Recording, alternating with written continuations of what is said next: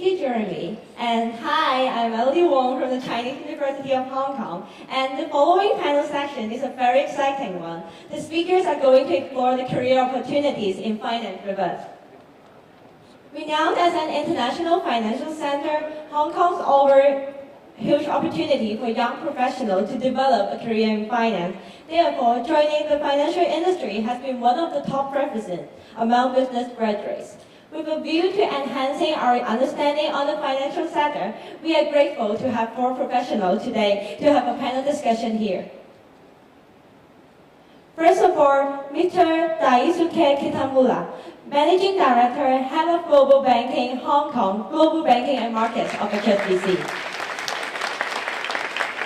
He is responsible for the global coverage of the bank's major Hong Kong client relationship within conglomerate sector to ensure the full alignment of the relationship management and product functions to deliver high-quality service and innovative solutions to the client base. Next, we have Mr. Mervyn Chow, Managing Director and Co-Head of Investment Banking Capital Markets Department in Asia Pacific Division at Credit Suisse. He is responsible for IBCM, including the sector and country corporate coverage groups, M&A, and capital markets. Also, we have Mr. Simon Long, the founder and CEO of WeLab, Asia's leading internet finance company.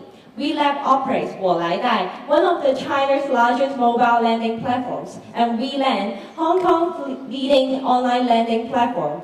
An entrepreneur at heart, Simon found WeLab after working in the banking industry for over 18 years. He was awarded Silicon Dragon's Entrepreneur Achievement Award in 2014.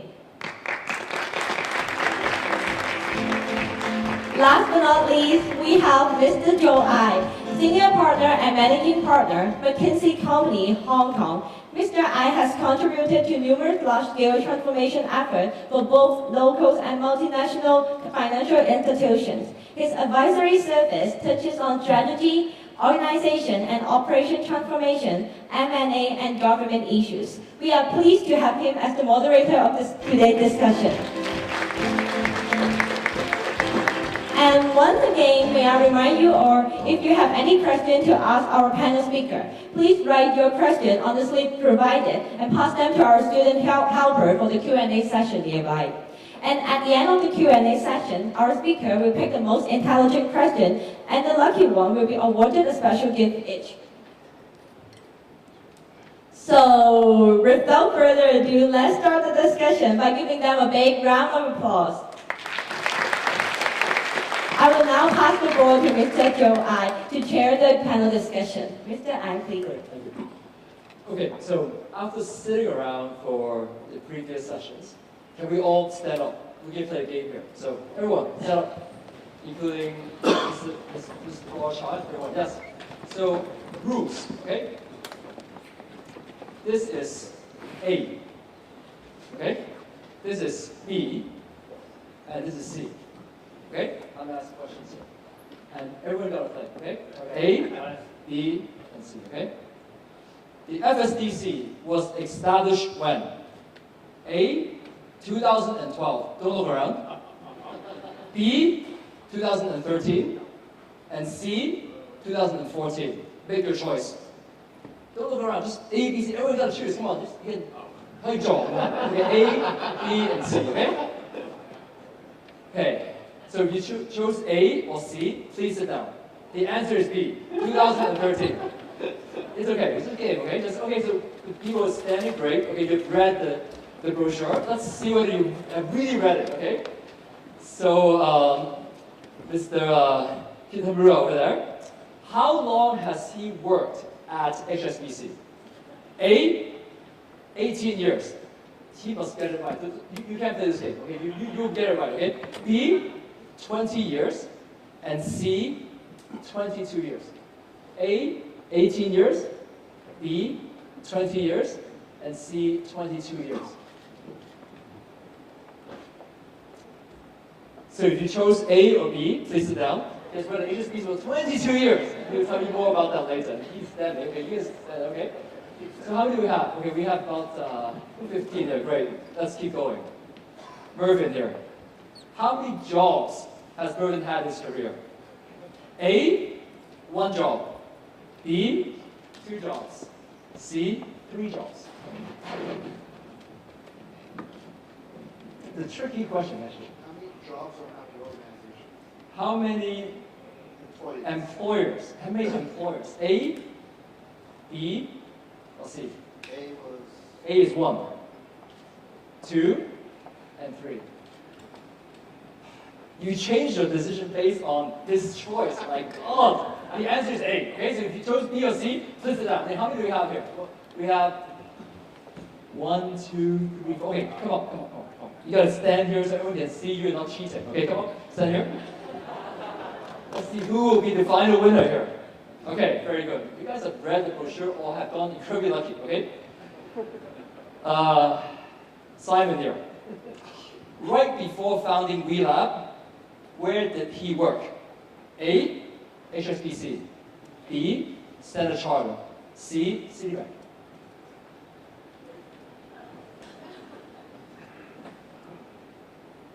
The answer is Standard Chartered. So, please take a seat. We still have 4. Oh my God, this is getting hard. Okay, so the moderator for the next panel, Bonnie, please stand up, Bonnie. We know that's Bonnie. She'll moderate the next panel, right? So I want you to see you, yes. So Bonnie, before David spoke, which is a great law firm, where did she work? Okay? A, the SFC. B, HKMA. C, Hong Kong Exchanges. And the correct answer is Hong Kong Exchange. Okay, so we have A and B is wrong, right? So we have 2 left. 2 left, 2 of you. Okay, so please grab a seat. Yes. The final question. Final question. Number of direct financial jobs in Hong Kong. Okay?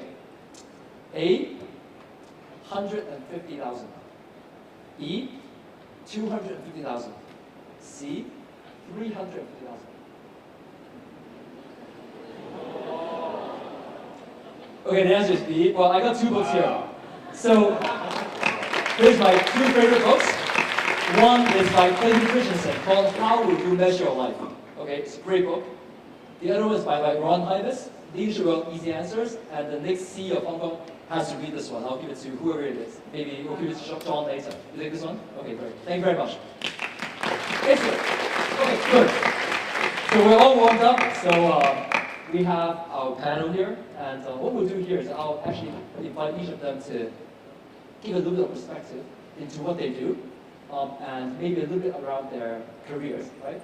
And then we'll get the conversation flowing, right? So we'll actually start with the person who works here every day for the last 22 years. Sure. Okay? So please. Okay. Thank you very much. My name is Dai Kimura. Now, I just want to go through a couple of slides here. So I just want to give you a sense of, what is it that we do at HSBC? The main area that I want to introduce to all of you is really about commercial banking. But when we look at HSBC, it's quite a huge financial organization. And there are different aspects of it. But primarily, we have 4 primary customer groups. Retail banking and wealth management. This is very much what you see as the front face of HSBC very much every day. It's our branch network, it's our premier banking, it's our colleagues who try to help you day in, day out. Then we've got commercial banking.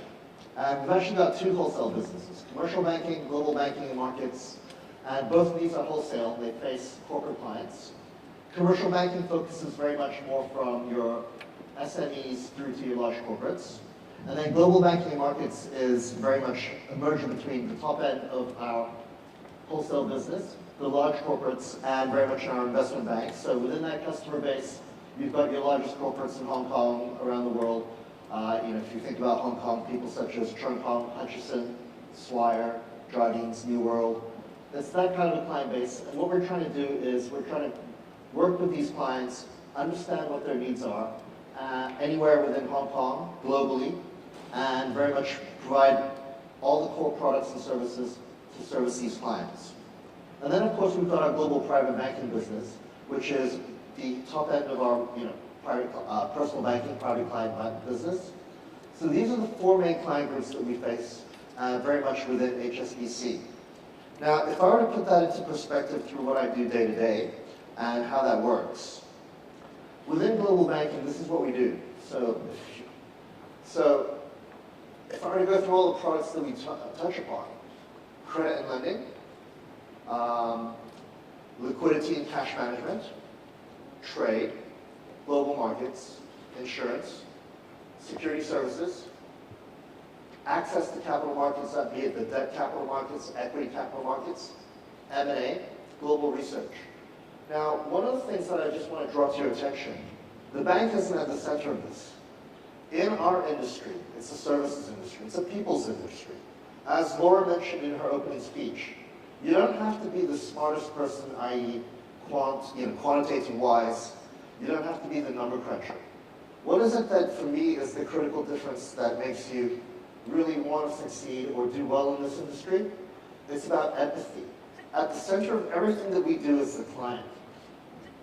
Our business is a people's business. Day in, day out, we're talking to clients, we're working with colleagues, and it's your ability to really understand your clients' needs, understand your colleagues, so that you can work well together. That, for me, is one of the key aspects of critical success in working in the financial services industry. It's not about whether you can do the Excel spreadsheet.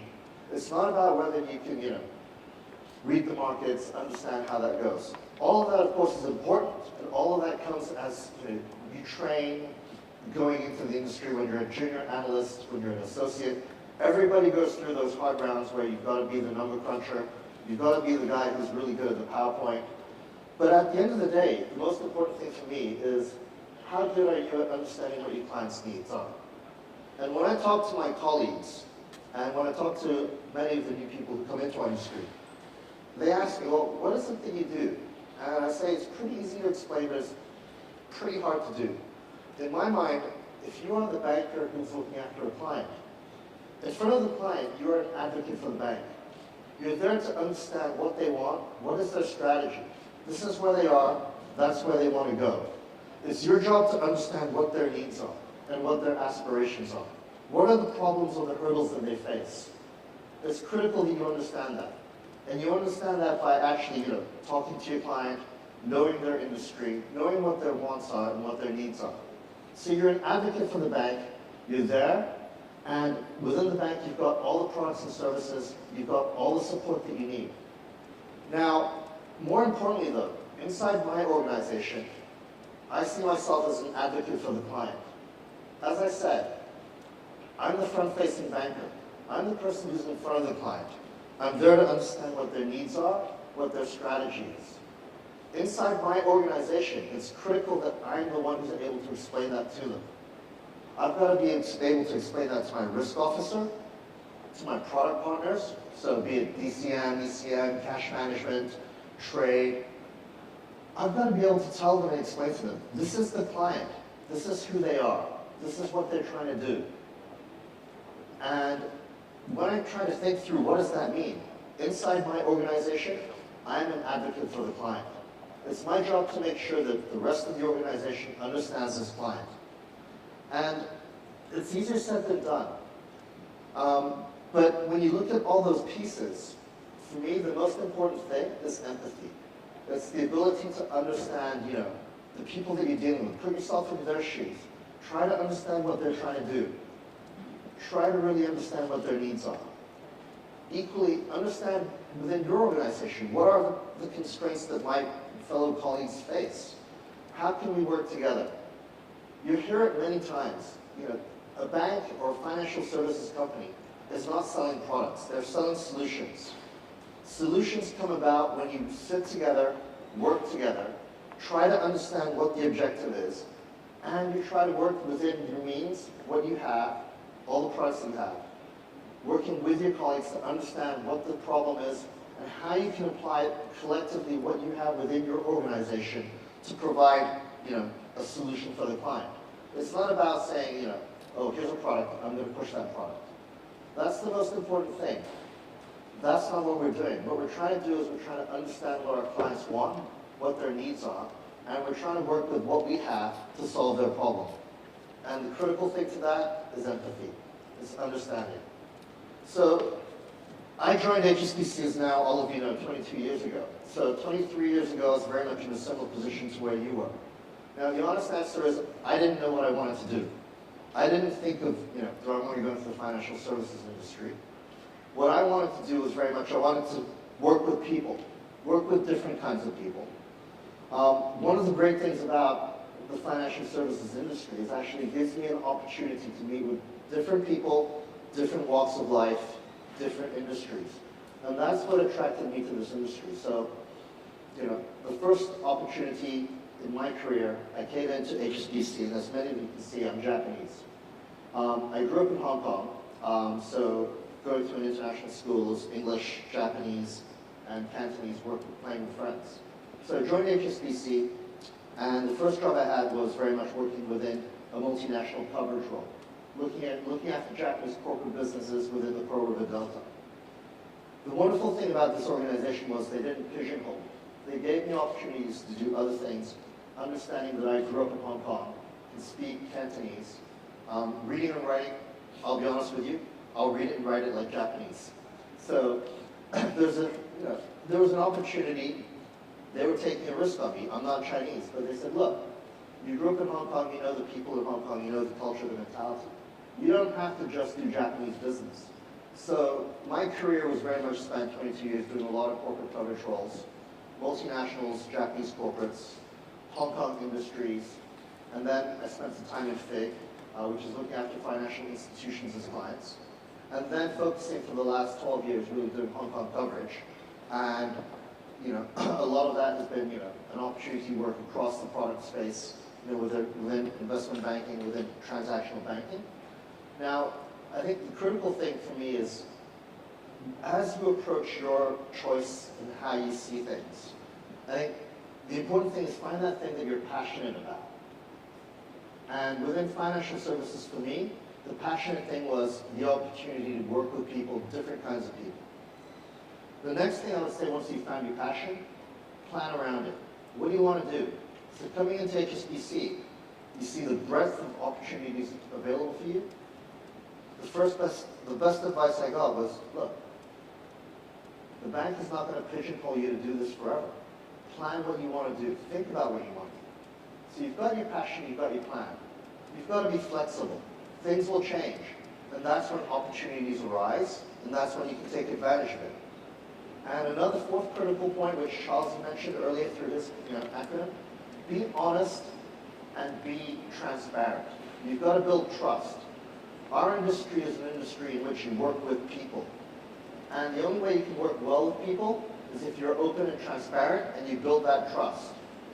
And the last piece of advice, that has been truly meaningful in my career, don't be afraid to fail. None of us are going to have a perfect career where we're going to go bang like a vertical line straight up. There are going to be a lot of challenges in your career, and there are going to be times when, to be honest, you may fail. But don't be afraid of failure. The important thing about failure is whether you've learned from it, and then you move on and you try again. And I think that's what, in my own career at HSBC, those are the kind of key points that I've been able to see. And hopefully, it's advice that will work well for all of you. Great. Thank you, Daisuke. So we move from the commercial banker, right, to the investment banker. Right? So Mervyn is one of the few people that I know who have been an investment banker as long as I've known him. Right? So we talked about how many employees he had. He basically had like one job, but that company was bought by Credit Suisse, so it's been Credit Suisse for the last 15 years, well, whatever, 18 years. But anyway, Mervyn, investment banking, right? A lot of you here, right, we love investment bankers, high profile, business class, champagne, caviar, all that kind of good stuff, right?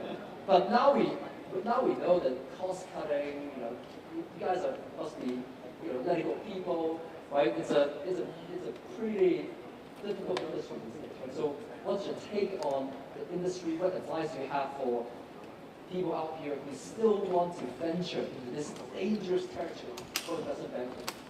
Okay, so that's a fun question. So I think, first of all, I love going to these events because you guys are a little fraction of the workforce, but 100% of our future. So I mean, this is your world in 10 years, and this is the finance industry has given us so much. I think it's important that we give back.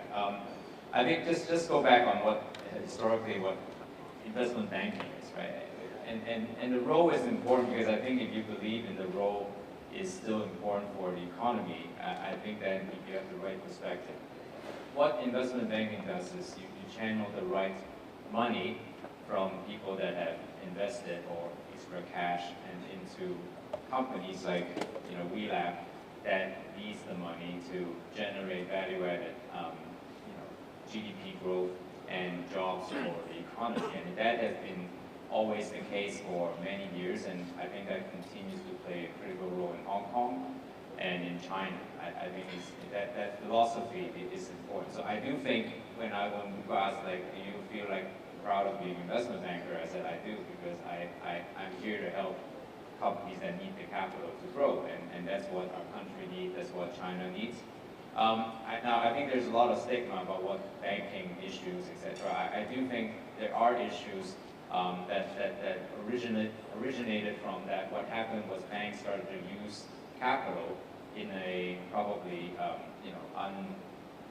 controlled way, where your funding, which is you get money from people that gives us the money, and use it in a more riskier way and not funding it to the right industries or companies to do it. But I do think that is just part of the concept. But I think with added regulatory things, with more integrity in the business, I think this still plays a very important role. So I do think just very simply put, I think people can ask, what's investment banking? IB is a big thing, and people kind of like have very difficult concept.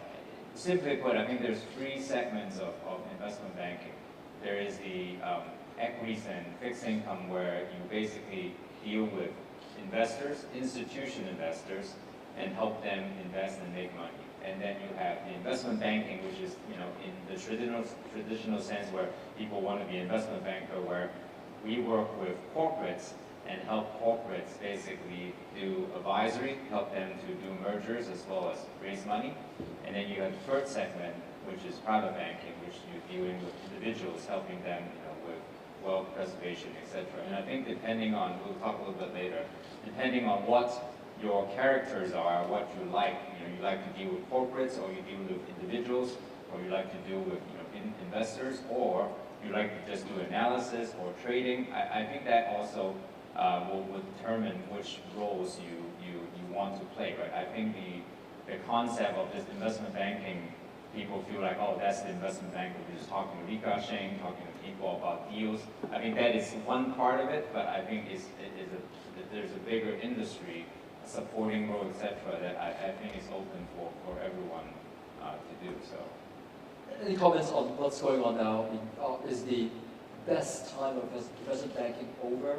Are we looking at the next couple of years of a much tougher, much more challenging times? Yeah, I think clearly, I think just to comment on I think that whole people talk about too big to fail, right? And I think the people issue is banks were probably not too responsible for using their capital, and therefore when issues comes out and people have to bail them out, and I think the resentment of banks. But I do think the regulatory is getting a lot more stringent, actually, which is obviously more tougher for bankers and the banks. But I think some of it is required. But I do think fundamentally I agree that investment bank and even banking industry is still a very good industry for people to consider. One, I think this is the core competence of Hong Kong, and then for everyone here, and you can see entrepreneurs, etc. This is the core that we can really have great impact. And two, I do think this is an industry, because of the nature, which is we deal with corporates and clients to help them grow the industry and grow the economy. You are actually at the forefront of what is changing in the economy. So for a new graduate, right, this is probably the easiest and quickest way you can learn all you can need to know about in the economy, and therefore in the future deciding you want to be a lifer like me or banker, or you want to go into entrepreneur. And so just to give you very quickly, my last comment was, I started in 1995, and over the course of 20 years, I've seen 5 market crashes. I've been in, when I started, it was the 4 dragons, which is Korea, Taiwan, Thailand. They were the markets, but then we've gone through the tech bubbles where we looked at a lot of tech companies. We looked at China growth in '95 with the privatization, and more recently with the fintech, etc. So you in the banking industry are able to meet a lot of these different entrepreneurs as well as industries, and also open up many doors for you, right? Either you want to go back into the industry to work on corporates, or you want to stay in bank and continue to service clients. I do think it's still a very exciting industry for people. Great. And now for the real reason why we're here. That's the past, and we have the future, right? So Simon, so you left the traditional banking industry, this like corporate bankers, investment banking, and you're now in this exciting fintech, broadly speaking, world where you are trying to disrupt banks or trying to help underserved segments in the industry. So can you tell us here 2 things? One, what actually do you guys do? Okay, what's the business model? What do you guys do? And 2, the process of how you left the banking industry to do your own startup. What went on? Right? How did you make that decision? And any regrets, right? Or you're doing pretty well. So any advice for people? Sure, thanks, sure. So I thought I'll answer question 2 first, and then go to question 1. Why did I do what I'm doing, right? So I've been a banker for around 15 years. I love being a banker. I think it's fun. I like numbers. And for most part of what I did was actually on retail lending that side, right? And I can tell you, I still believe it today, right? I believe that having an efficient and low-cost lending product help people to transform their lives, right? From you have a new job, you need to buy a car to drive there, to just taking a family out on a vacation, expand horizons, to having a new kid and you need to buy a new apartment.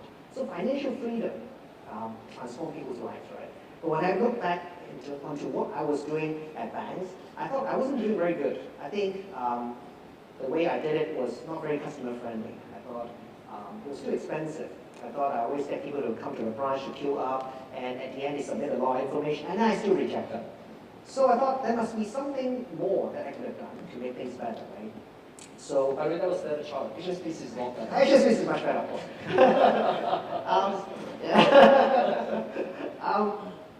So back in 2012, when fintech was emerging in the US, I started to look at, is there something else out there? How can we, if I were to change the world, which area would that be in? Now obviously it would not be in curing cancer, world peace, and all these areas, because that's pretty new to me, and you should not believe me if I were in those areas, right? It will be in fintech, right? It will be in combining technology with financial services. So what we do today is how do we actually, with the use of technology, big data, mobile analytics, try to improve and transform financial services. And the best way to do it on a retail segment is actually from your mobile phone. Every one of you love playing on your mobile phone. We love you playing on your mobile phone too. When you play on your mobile phone, we actually understand you better. With more data about yourself, we can actually do better profiling, understand individuals, and serve you better and serve you more. Now think about this. One of the biggest challenges today still is, unlike buying movie tickets online, you still have to go to a branch to open up a bank account, apply for a loan, and do all sorts of financial services. So we started off with this assumption. How could we actually build a great financial service experience without you ever meeting anyone face to face? Now there's a lot of problems involved immediately, right? Fraud risk, credit risk, and how do you submit information, how do you ask questions? There's a lot of things, right? But we've come to a point in our life and in time, in our generation, that there is actually sufficient data. With the data, it can actually allow us to understand you better. So that's what we do. The first thing we started is to launch the first fully online lending platform in Hong Kong. After we've done that with a little bit of success, we expanded into China, which is a huge underserved banking segment. So that also actually worked out pretty well for us. So today, we have probably around more than 10 million users in Hong Kong plus China, and it's one of the major lending platforms. Regrets? Not really. I think it's fun. FinTech gave me the opportunity to put my previous financial services experience into good use and transform me into entrepreneur. So I actually moved from serving clients. I'm still serving my clients, but I actually moved into being a businessman now, where I grow businesses, create jobs, and add value to the society. We started off with me plus a partner in Hong Kong and a tiny little office in Shanghai. And we're now, 4 years later, we now have 400 employees. We have 4 offices in the world: Hong Kong, China, Shenzhen, Beijing, and India. And I think there's still a lot of opportunity. We're looking at how do we actually now go back and help the banks to do it. So one of the biggest strategy we have in 2016 and 17 is we're now signing up banks in Hong Kong and in China. We've signed up a couple of banks in China where they will now use our technology to enable them to lend and to serve people fully mobile. So to help me understand, so you don't see a customer. So how do you lend to me? So I want to apply. Go to welend.com. Then what happens? So it is what we created is a fully mobile experience, and what you do is actually from the service. It has to be very, very simple. So it will look very, very simple, great customer experience. You fill in a form, you allow us to understand you and analyze data from you in a couple of places, and then within seconds you have an answer. Now it sounds very... So someone down there, do you know students? So you guys need money? We actually don't do students in Hong Kong, unfortunately, but we actually used to be one of the largest student lenders in China. We also stopped doing that recently as well. Your students don't pay you back? No, actually students, I can give you students in China. Okay, there are 25 to 30 million university students in China. They are surprisingly really good borrowers. They're much better than 7 years ago.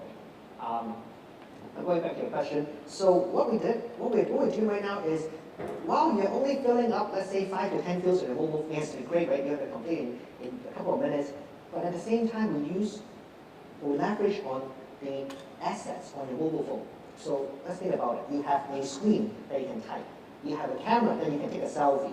You have GPS location that can tell me where you are. So we make use of all this information plus information that you authorize us to analyze. So for example, we have a cooperation with Ant Financial or Union Pay, which is a Visa MasterCard of China, so that we actually consolidate and we calculate a lot of information. So I give you permission to look into my phone and what I do. Yeah, to analyze, and so that we can actually be able to understand you better. Now, if I don't understand you, obviously I cannot lend you money, right? Just like if you go to a bank and the bank asks you for a income proof, address proof, and you say no, then the bank has to reject you, right? Similar. So that means that HSBC, with all the people out there filling forms and all that, that's not me. Because all I need is giving you permission on my phone. And you replace all of that. That is the future. Okay, so let's go back to... Not with investment banker though. You do still need to talk to Zcash and That's true. So from a traditional banking perspective, right? What do you guys think about these kids out there, right? They're trying to replace you.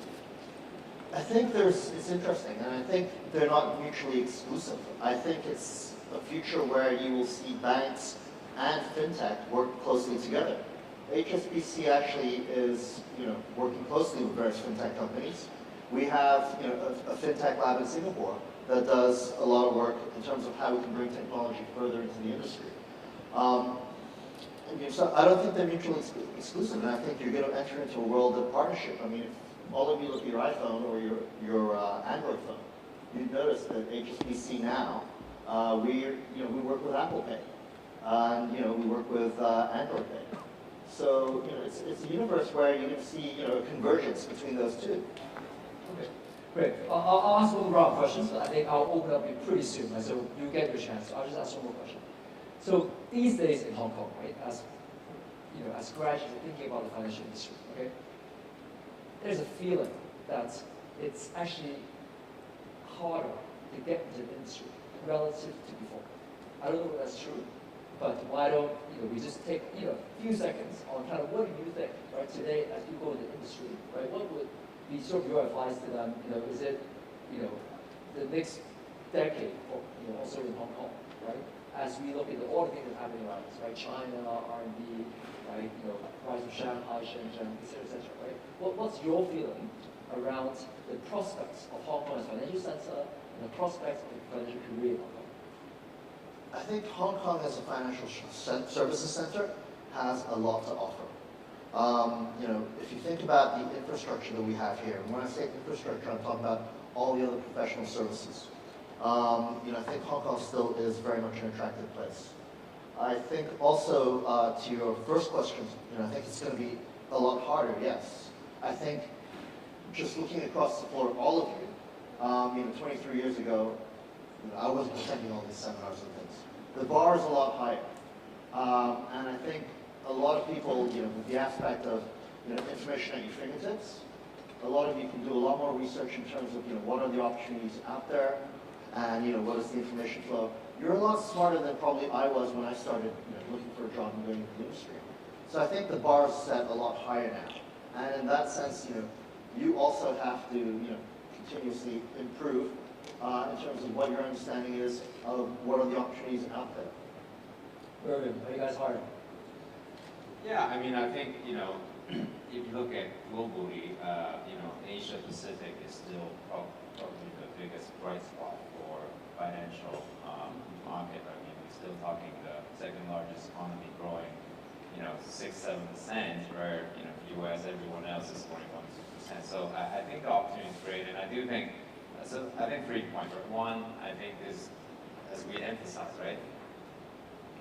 Finance industry is not just the 20 investment banker job that people are hiring each year, right? There is a broad value chain of different bankers, traders, research analysts, private bankers, supporting staff, legal, and as you talk about, fintech, right? I think I heard a stat like 60% of the jobs we have now, when people graduate from high school, is not going to be here anymore, and it will create new jobs. So the industry is also changing, right, in terms of how technology comes in. So you can see recent articles. I think there's an article about investment banking not now less looking at where you're graduating from, but more from your merits of what you can offer in terms of ability, solutions, for example, frauds or risk management, etc. So I do think it's still a very exciting industry.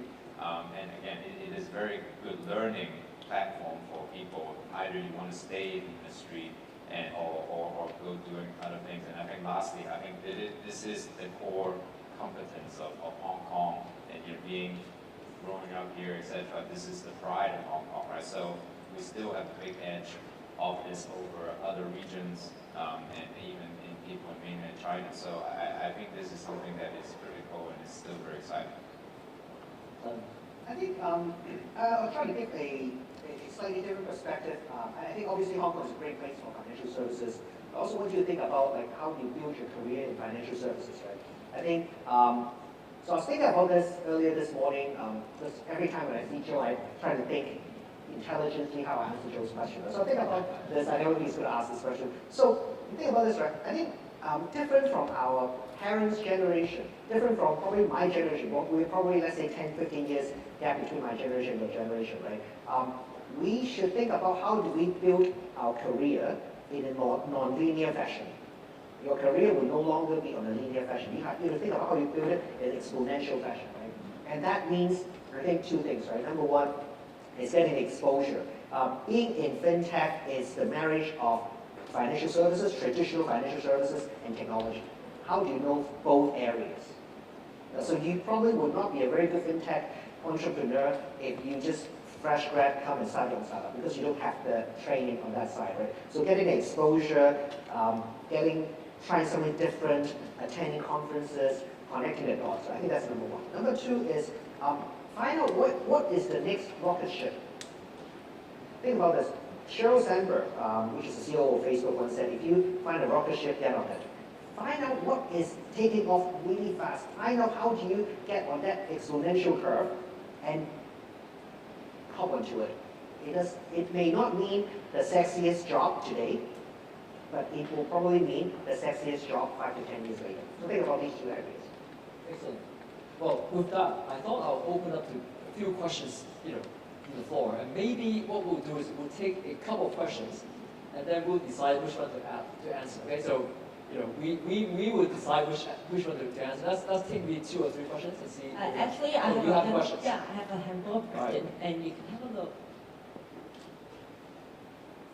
Okay, so there are some questions here around job interviews. We'll cover some of that actually with Bonnie later. Yeah, but there are a couple of questions here which is good. Okay, so these questions I'm trying to summarize what you guys are writing here. Okay, so the question broadly, okay, is all around how to get a job. Okay, so one is around if I'm a non-financial major student, right? So how do I, get a financial job? What kind of effort should I put in, right, in order to make myself attractive to financial incomes, right? The second one is around interviews, right? What should I do? How do I impress you because I'm just a student, right? I don't know a lot of things. Okay, so there's a bunch of questions around job itself, right? Maybe, I don't know, Irvin, you interview a lot of people, right? What do you think? What are you looking for? Sure. So I think, people have the concept of, okay, I want to be in investment banking because it's a very high entry and good paying job. And I always tell people that that is never a reason to do something in life. You have to be, I think, the passion about things. If you want to be a soccer player, you never tell the soccer coach, I want to be a soccer player because the pay is high.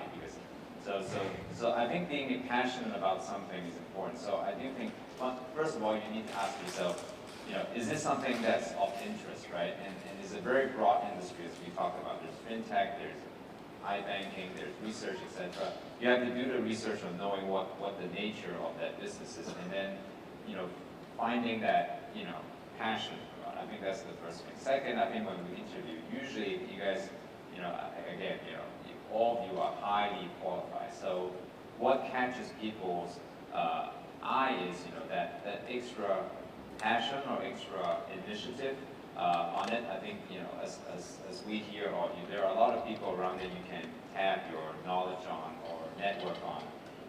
Find those people that you think can help you, and ask them questions that not just because you think they can help you, but you genuinely want them to give you advice to learn. And I think for people in this industry, when they see those people, they actually see some of their selves in them, and I think able to help them is something you'll find that surprising. A lot of people actually are willing to help and help you with it. And I think lastly, I do think this is extremely critical is the integrity of yourself. I do think we have had some different internship of people where he's high, very, very strong performer, but when you tell them some of the negative news, they could react very negatively. And I think that is something that is important. The character of it, the integrity of it, and how you deal with adversity.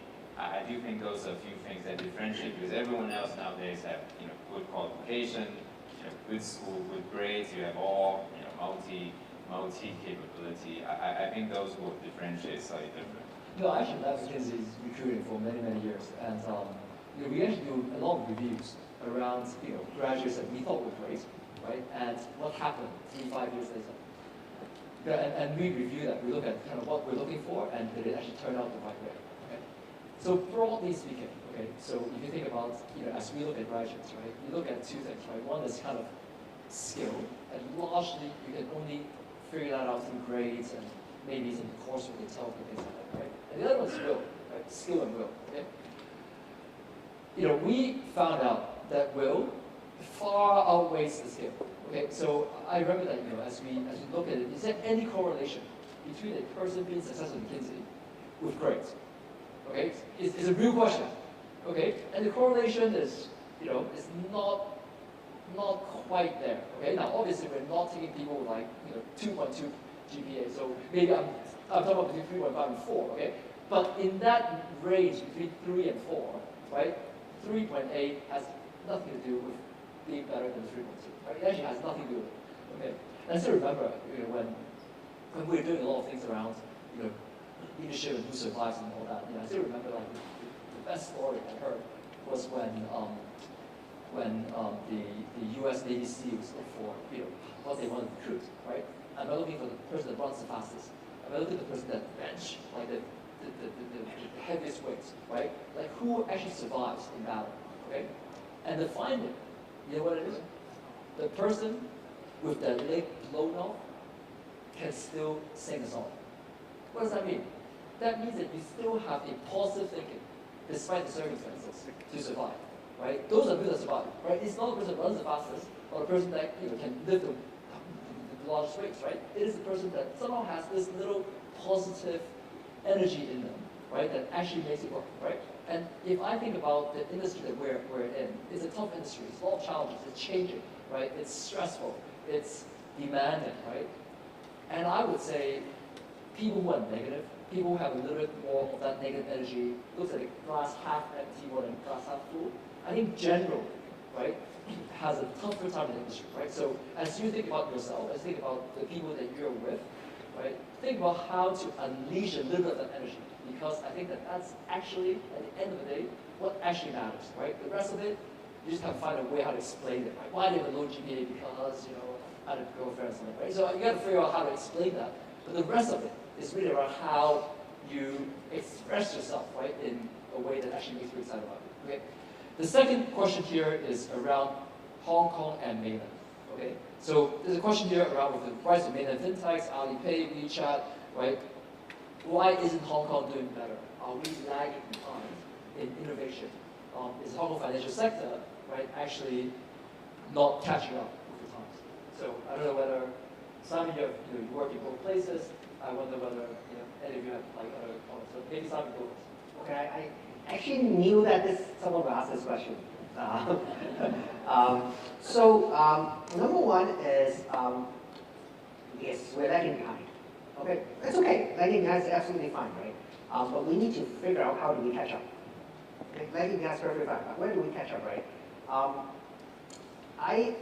I don't think there's anything wrong with what the government is doing, honestly. There's nothing wrong with that. I think it's something wrong with us not being able to, not learning, but being able to harness what we've built in traditional financial services and take it to the next level.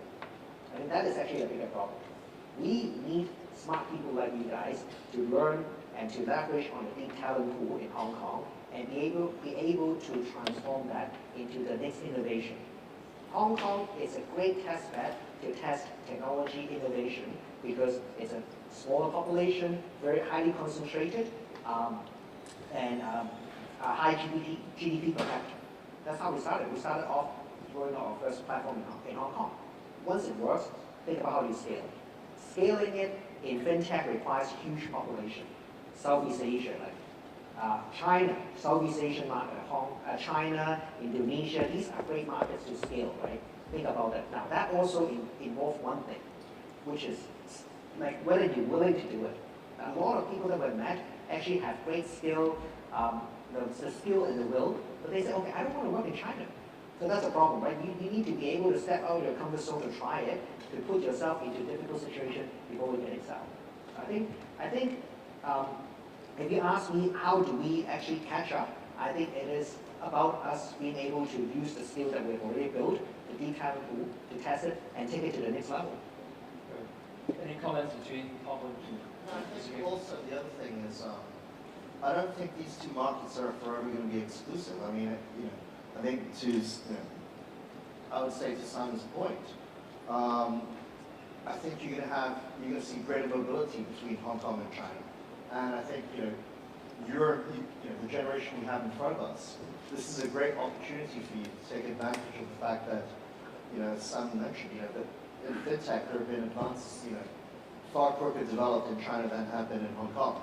But I think, when you think about the skill sets that you have in Hong Kong, when we look at, for example, at our coverage business, coverage bankers who cover Hong Kong, they're technically strong. They understand, the regulations, they understand the SFC, they understand the listing rules. And it's your ability to take advantage of those skill sets and to go to a new market and understand, the mentality of the China corporate client. And that, I think, is the future of, coverage bankers. And, within the, not just within traditional banking, but across, all sorts of financial services. I think you'll see that convergence. And I think those who will really excel are those who are able to take that bridge and step it forward. I think we have time for a couple more questions. I would love to have a question from the floor because we're talking here. I'm not hearing voices from you guys, right? So raise your hand. I can take two questions. One here. I'll take one from the side. Yes, one over here. Great. Microphone. Thank you very much. I'm considering the future of the business of finance, and in general, the information technology is especially central in this field. Would you guys consider that the ideal background of studies for this kind of future career would be computer science with business? Okay, good question. We'll come back to that. Yes. Hello, thank you for the chance. I would like to ask Mr. Joe, right? How are you planning on overtaking the challenge that when people are prompted with a message asking you to approve the analysis of their phone, that they might not trust the application and they might just not use the lending system? How are you planning on overtaking this challenge? Because I, at the same time, in my home country, use mobile banking applications, and we don't really, it just analyzes our own latest banking transactions. And I feel fine when it's like that, but if I think about myself, if it asks me to do analysis. Sure. So that's around privacy and a lot of things I'm sure that you're very happy to talk about, right? The other question was around, technology and IT, right? Is that something that graduates right now should equip themselves with? Is that a good background to have? Any perspectives? I don't think I think technology is important. I mean, moving forward, it's important that you are, understanding and tech savvy, but whether, you should just focus your studies on that, I don't think it's relevant. I mean, all of us have mentioned here when we look across at the people we hire, it's that will, it's that drive. And as Joe mentioned, it's will versus skill, right? It's the individual who has that willpower, the positive energy, the hungerness, the eagerness to really learn. And I've always felt that, I went to university and I didn't do a finance or a math major, I was political science. For me, when I look at the people we hire, I don't see that strong a relevance whether that individual candidate is strong based upon what degree he studied. It's more about what has he really learned from his time at university. It's the skill sets. It's the discipline, your ability to discipline yourself, how you manage your time, how you manage, working with different people. I think that for me is far more important than whether he studied computer science or engineering. Tom, you want to take the question? Yeah, sure. Yeah, I think that's a very important topic to us too, right? I think as we work on it for a lot longer, it's not actually, it's a matter of trust. Whether you're able to build a trust with the user, right? I'll give you two numbers, right? When we first started doing this, right, in China, we asked customers to authorize us to analyze certain information on that. And the percentage, the authorization percentage was 50%. Market norm was actually 30. Meaning 1 out of 3 times people say yes, the other 2 times people say no. Okay? We actually spend a lot of time to build trust with customers, build a better brand, and learn how to optimize and test on customer experience. Meaning at what time, at what point of the experience do you ask for permission? Actually everything counts. Like I told you today, our authorization rate is 98%. Meaning every 100 customers, only 2% say no, 98% actually say yes.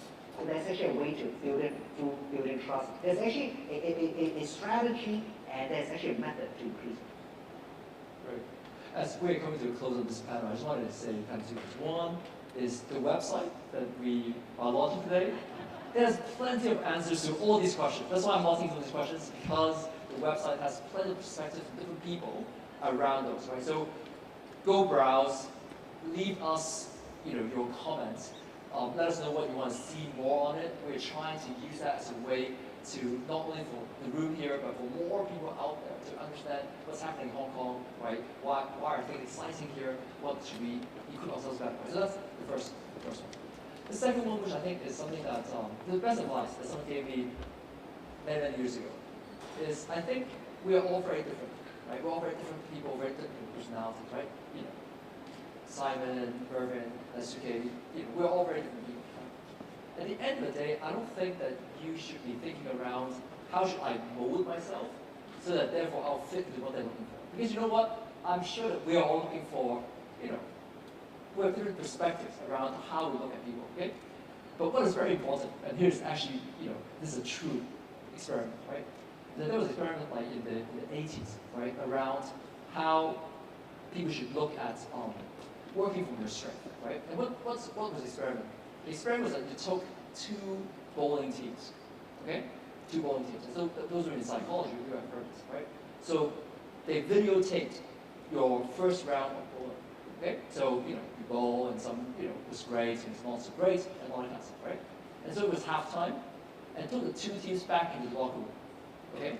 One team, you show them all the clips when they did something wrong, okay? Oh, you should not do this. Oh, you should do this and not do that, whatever, right? Just, kept going on what was wrong with you, okay? The other team on the other locker room, okay? Show them when they did well. So I showed you, oh, that was great, okay? That went really well, right? When you did that, it worked, okay? Second half, when they came back, what happened? Who improved? Both improved, okay? Both improved. But what happened was that the team that you showed them when they were doing well improved twice as much as the other team that you showed them when they were doing wrong, okay? What's the lesson here, right? The lesson here is, look, you're not able to fix some of the things that you're not, okay? You're not going to be someone that, you will never become, okay? However, if you are very sure around what you are, right? Things that you're very good at, right? Things that you're very, that you're very proud of, right? And work from that angle, I think you've got a far better chance, right, of landing a career in anything. And by the way, the careers in the future are not giving like 20-year careers, right? I think that the career span is going to be much more in, 2, 4, 6-year contractual, relationships, right? I think that these apprentice careers are not going to be there forever, right? So how do you equip yourself for that? How do you work from the strength? How do you think a little bit more positively, right? I think those are the kind of attributes, right, that it's extremely important, right, for you to do well in this really challenging and undefined world. So with that, good luck to everyone. Browse the website one more time, right? Leave us comments, and let's give a round of applause to everyone here. So thank you very much to all the panelists for all of your insightful sharing, and I believe all of you have a better understanding on how the career looks like in the financial industry. And remember to browse the website. And now, please, can maybe all the panelists select the luckiest one with the most intelligent question to win your gifts? Yeah. Who's the person who asked about Hong Kong and China? Hong Kong and China. Yeah. I think that's me. Oh.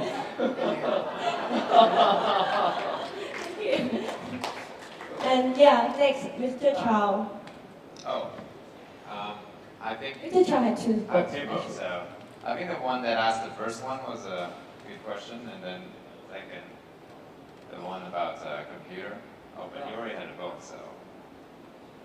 He did choose to give it to Okay, all right. Okay, great, thank you. And then your question? Data privacy. Data privacy. Okay, very good. Okay, Thank you very much for all the panelists. And now I will pass the mic to Kiki.